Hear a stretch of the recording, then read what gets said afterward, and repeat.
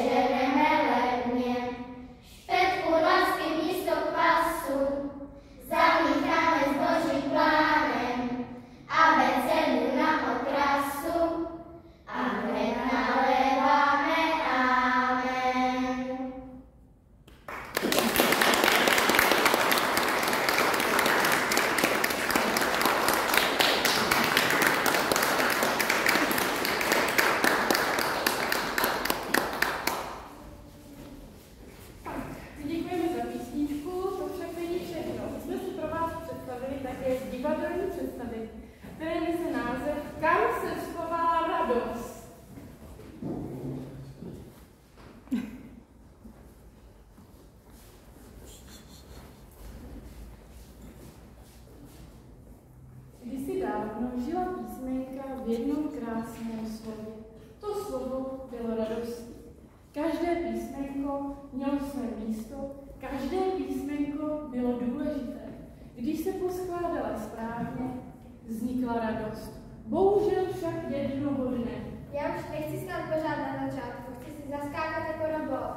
Já si lítat jako Aně. Tady je to pořád dokonalá radosti. Co kdybychom se dali pauzu, trochu se proběhneme? Jasně, oběhneme celý svět. Slovana, to je ono, já si schovám pod stůl. A jen za ten cash nikdo mě nenajde. A já si dolezu na tu lavičku a budu dělat Jason Tuška. 1, 2, 3, písmenka pryč! Ne, to děláme písmenka.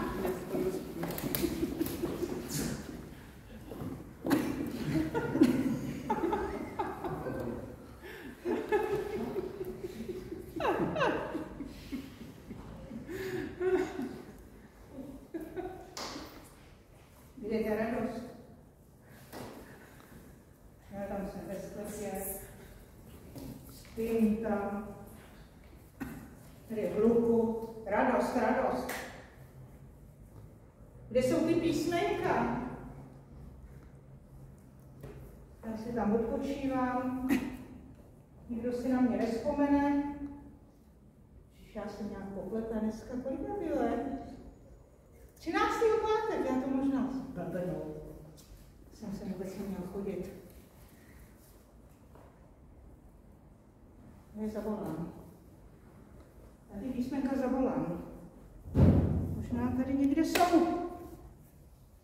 I. Tu. A. D.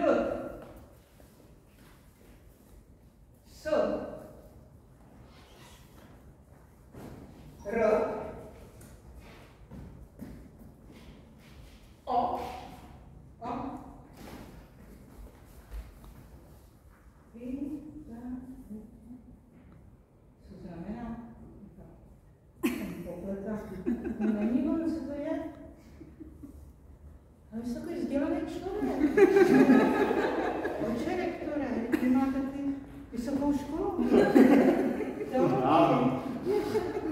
Co to je? Co to je? To je nějaký přeházení. Přeházení. To je totiž zmrzlina mimozemšťanů. To je nesmysl, pokrytor.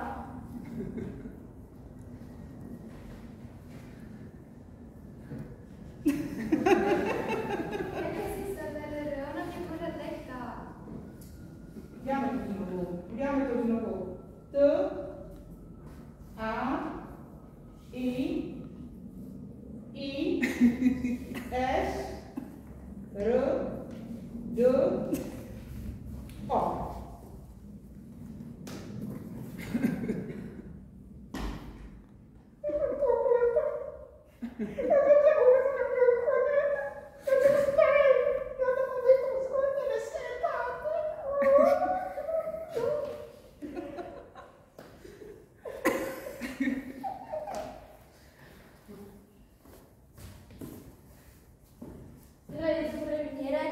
Jako raketa, rychlá a rázná. A se přidala i saládianská akrobatka. To je důležité, držím slovo pohromadě jako dor drží svíčky. O, jako obláček, co objímá všechny kolem. Svý jsem já, slavný saxofon, co rozesměje každého. Ty jako ty na trampolíně. Vy jste tornad skáčeme. A já jsem i Ignu, co nikdy nedostaje. Jsem poslední, ale důležité písmenko.